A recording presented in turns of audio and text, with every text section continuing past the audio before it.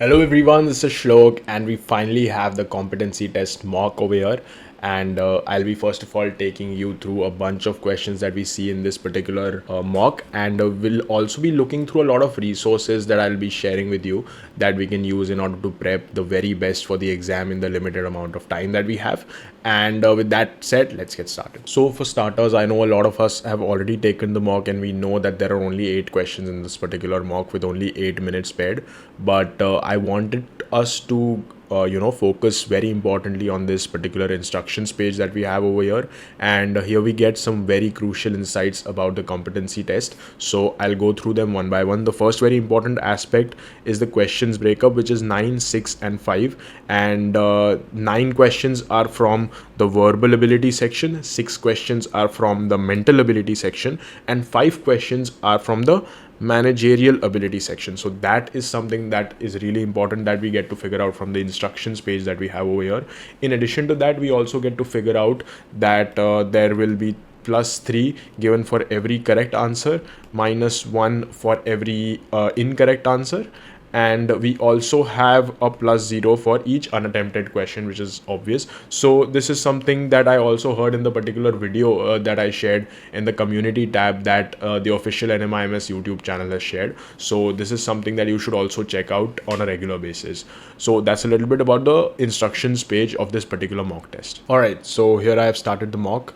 And the first thing that we notice is we just get 8 minutes for these 8 questions, but I don't think we should be worried about this because we've already been told that we'll be getting 45 minutes for 20 questions, so we'll be getting more than 2 minutes for every question. So, and this is much shorter compared to that. We only have 1 minute per question. So this this kind of time constraint is not something we'll be dealing with in the actual exam. So that kind of puts my mind at ease a little bit. The next part I wanted to highlight is how are we going to go about understanding this mock, and what I've thought is I'll be taking you through the short questions and on a one by one basis, and I'll also be giving a commentary on a few of the longer ones, and we'll try to classify these different questions into question types so that we can structure our preparation. So that is going to be the agenda for the video, so let's get into that. First, here we have a cause and we have then 3 effects, and we have to decide which ones of the following could be a possible effect of the particular cause. And the cause is that college X has been successfully placing only 14% of its students over the past 8 years, so sort of a long-term horizon. We need to understand that this has been the recurring trend for the past 8 years. And the first effect that they've talked about is that college X has raised its fees substantially last year. So this does not really make sense. If a college is performing poorly, it makes no sense for them to increase their fees. So I am ruling out the first effect. Effect 2 is the number of admissions in college X had been very low since the past 5 years. Makes absolute amount of sense. If the college is not able to place students, it makes sense that students wouldn't want to join that university and the number of admissions would fall. So effect 2 looks pretty good to me right now. Effect 3 is that top ranking students do not wish to opt for college X. That also makes sense. If I am a top ranking student, I would want to go to a college that has very good placements. So effect 3 is also something that makes a lot of sense. So I would go with the third option, which is both 2 and 3 are possible effects. So that with that we get done with the first question. The next question we have is a fairly long one. I took quite a while to solve this. I easily took at least 5 or so minutes to solve this, and it has just the sheer size of information is too big, and we need to understand that this is more like a matrix arrangement set. We have sort of different things given, and we have to make a couple of columns. First we'll make a column for the different roles, then we'll make a column for the salaries, then for work experience, and finally what is the name of that particular individual. And it's not that difficult, it's fairly straightforward, but you'll have to ensure that you go through each and everything that is mentioned and you make use of that. And this is one of those, if we were to witness in the CAT, we would maybe put this as an easy level set, but again we don't have the kind of time that the CAT allows us to take. We only have about 5 to 6 minutes to maybe solve this kind of a particular set. But one thing that I couldn't really understand is why is this sort of an LR set being placed in verbal ability. That is something that I couldn't wrap my head around, but this is what it is. So expect one of such long LR sets in the verbal ability section, and that is something we need to be mentally prepared about. And there are 2 questions in this particular set. So that is what we have over here, and I would love to discuss the answers down below in the comment section if you'd like to know more. So please be sure to ask those questions to me in the comment section below. Let's look at the mental ability section. We have two questions in this section. The first one is a straight up a para completion question that we are very much familiar from the CAT, and a lot of us have practiced this quite a bit. And I'm going to jump into the second question for shortage of, or for the sake of time. I'm going to jump to the second question, and also because the second question is a CR based question which I would really like to address in this specific video. So let's look at that. Studies reveal that a daily exercise regimen helps stroke survivors regain dexterity in their extremities. Being given an exercise routine and having a consultation with a doctor about the exercise routine are effective mechanisms to get patients to exercise daily. From the above information, which of the following can be reasonably inferred? So we have to check which ones can be inferred. So this is a straight up inference question. The first one is stroke survivors that is given a detailed exercise plan and consults her physician about the plan will regain full dexterity in our extremities. Straight up can get eliminated. The reason for that is it shows a lot of certainty in the way it is worded, and in the question above, nowhere is of full certainty being mentioned, because what it talks about is that effective from okay, being given an exercise routine and having a consultation about the exercise routine are effective mechanisms to get patients to exercise daily. So these are just mechanisms to get them to exercise daily, but this does not say that they will definitely regain full dexterity in their extremity. So this is out. The certainty, we don't need so much certainty in our option. If a stroke survivor is not given an exercise plan and does not consult with a doctor, she will not regain. Absolutely out. Nowhere is this mentioned, neither can this be inferred. Stroke survivors who are given an exercise routine and consult with a doctor may sometimes regain dexterity in their extremities. Definitely the right answer, because this leaves scope for a lot of different possibilities. And as I've talked in one of my previous CR videos, I like these kinds of options a lot, and I think the third one is going to be our answer. Being given an exercise routine and having a consultation with a doctor about the routine is the best way to help stroke survivors regain dexterity in their extremities. Highly unlikely to be the answer. The reason is it says the best way. Nowhere is that also mentioned that this particular way is the best way. We can straight up throw that out of the window. And finally we have a question. Finally we move on to the managerial ability section. All right, so here we have the managerial ability section, and let's look at one of the questions that I really enjoyed reading. The consequence of globalization and technology and the need for effective communication skills. Okay, all the companies across the globe are accommodating their working style to meet cultural flavor and practices to improve communication and derive desired results. Many organizations have done, we have to choose the best option from the available options. Discourage free flowing communication. Absolutely wrong, because there is globalization, so we need free flowing communication. Why would we discourage it? This is out of the window. Increase the number of levels in the communication chain. Again, if you increase the number of levels in the communication chain, communication becomes ineffective, so we throw that out of the window. Eliminated the grapevine. So I don't know if this really helps us, but okay, this is sort of a good thing if you eliminate the grapevine. If someone doesn't know, grapevine means gossip. Any sort of informal communication happening in the office is called grapevine. So if you eliminate grapevine, that is always a good thing. The last one is restructured and re-engineered themselves into smaller operating groups and working units. So this is something that I really like, because it is not as general as the third option. It talks about a specific plan that they reorganize themselves into smaller operating groups, which helps improve their efficiency. So this is an option that I really like. Of course, with that said, a caveat is that I'm not 100% sure about the answers that I'm telling you, but these are my best educated guesses from the amount of CR practice that I've done. So this, I think, should be our answer. After that, let's look at this particular question as well. You have to assume everything in the statement to be true. Decide whether the given are inferred. Okay, I read this and I genuinely just couldn't crack this one. I didn't understand, because the given statement is quite short and the inference is it is terribly long, and I could not figure out that how do they expect us to take such a small statement and then make such a big inference out of it. The most obvious one would be that both the inferences are not correct. So inference one is incorrect, But yeah, we have the fourth option. Both inferences 1 and 2 are incorrect. But I'm not very certain when I mark this particular answer. So that is my honest take on this question. So that is the two questions out of managerial ability are done now. Finally, we have the last question over here is about the RBI and the and the Central Bank of Myanmar, and how they want to establish a framework to promote the use of local currencies for cross-border transactions. And the MOU covers all current transactions, permissible capital account transactions, and any other economic and financial transactions agreed upon. So sort of all kinds of transactions are being covered under this particular MOU. The first inference, that it would enable exporters and importers to invoice and pay in respective domestic currencies. This makes a lot of sense. This has already been mentioned in the first sentence of the statement. So the first is definitely an inference. And the use of local currencies would optimize costs and settlement time for transactions. So this is something that makes a lot of sense.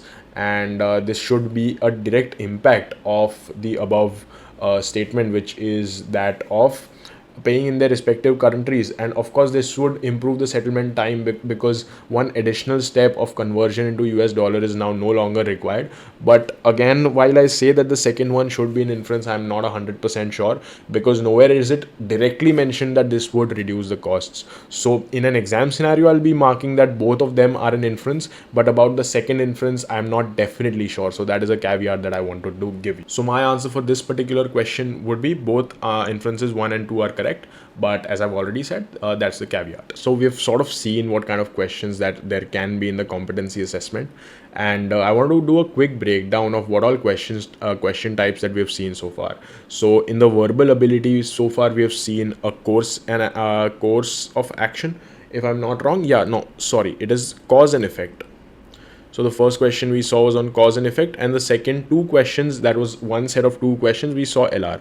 So that is about the VA section. Then we have the mental ability section. The mental ability section had three questions. Apologies, it only had two questions in the mock. And the first one was an inference based question, and the second one was a para completion question. And finally, we have the managerial ability, and in that we have a course of action, and then we have two questions of inferences. So I think the most crucial topic that we have already figured out is that of inferences. And again, we have a course of action, and also we have a cause and effect. So this whole paper is more or less, I would say, has been made out of critical reasoning. That's something that got erased, but critical reasoning is, I think, the most crucial aspect that you need to absolutely master to the best of your abilities within the next 3 to 4 days. And maybe if you're lucky, you have more time to do this, but you have to focus crucially on CR. So in the next section of this video, we are going to understand what is it that we should be doing in order to brace ourselves and do the best we can at the CR section. All right.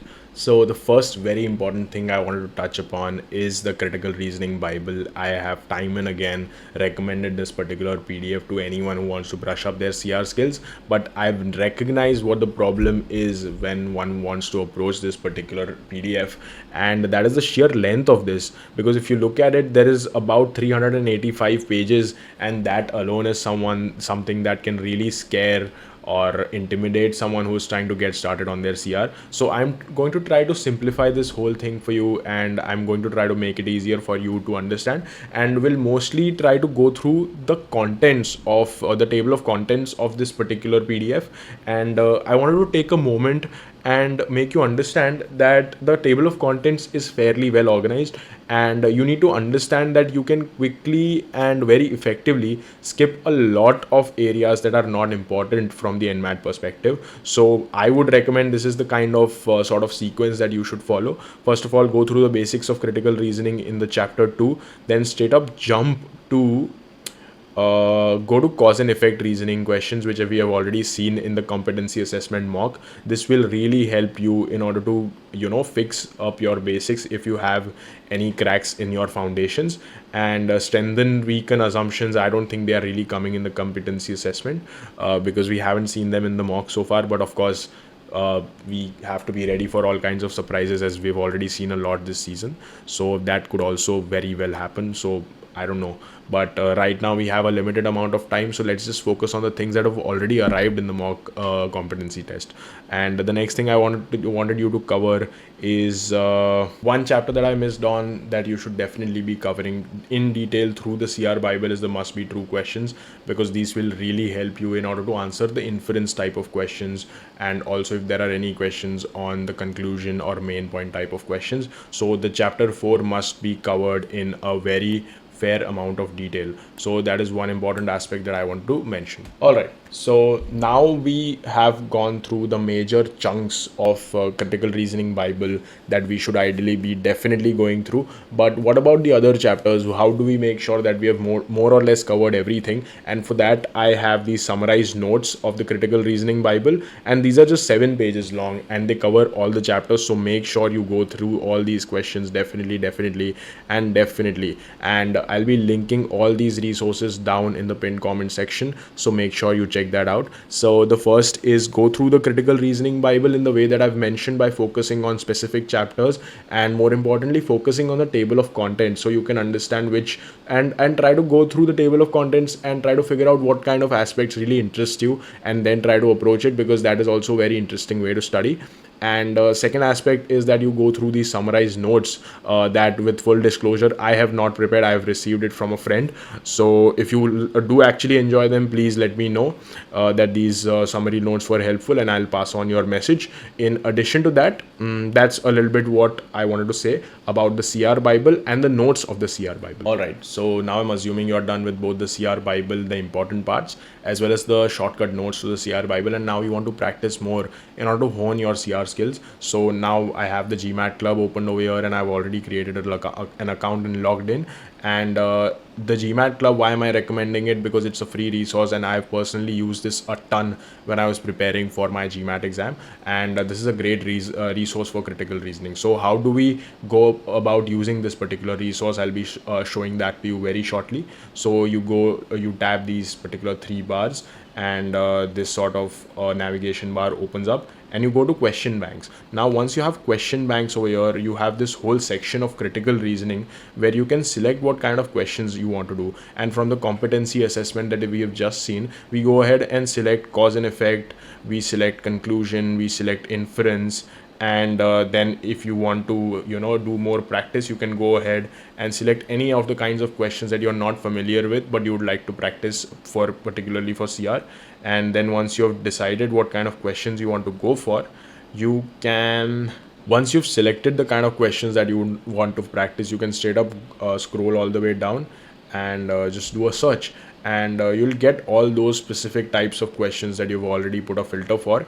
And then you can click on any particular question and then go on and practice that particular question. And this is like a forum, it is like a community, so people have also posted their own answers on this community. And I think 9 times out of 10 these answers are almost always right, because if someone gets an answer wrong, other people are quick to point out their mistakes. And so this is overall a very helpful community for people who are prepping for any kind of competitive exams, especially in the MBA space. So be sure to check this particular resource out. Alright, so what all have we seen so far? Most importantly, we've figured out how we can go about doing CR, and we saw one set in LR and one set in para completion as well.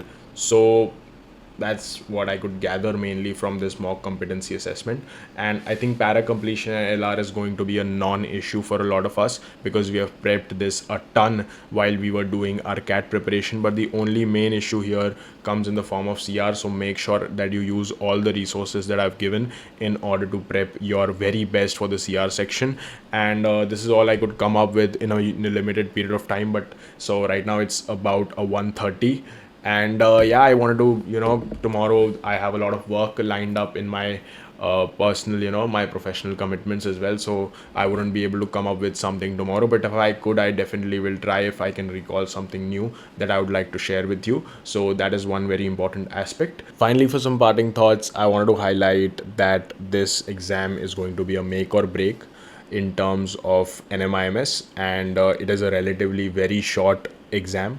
it is about a 45 minutes exam. So if the ZAT is like a test match, this is not even a T20 anymore, it is like a super over match. So the margin of error, as I've said, is very very thin in this, and we have to traverse every minute, every second very very carefully. So even while you're practicing, make sure that you adhere to the time limit very very precisely.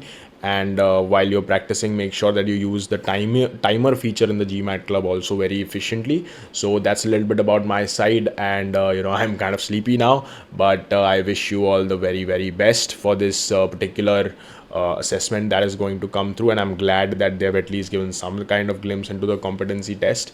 And that's a little bit about it from my side. I'll be posting this video tomorrow morning as soon about around 9 a.m. To maximize the reach. So that's a little bit about the competency test. And thank you so much. A lot of us have commented, where is the competency test video, where is it, we would like to know what your take on it is, how you're prepping for the same. So yeah, I've tried my best to come up with it, and I hope you enjoyed it. And good night and bye bye.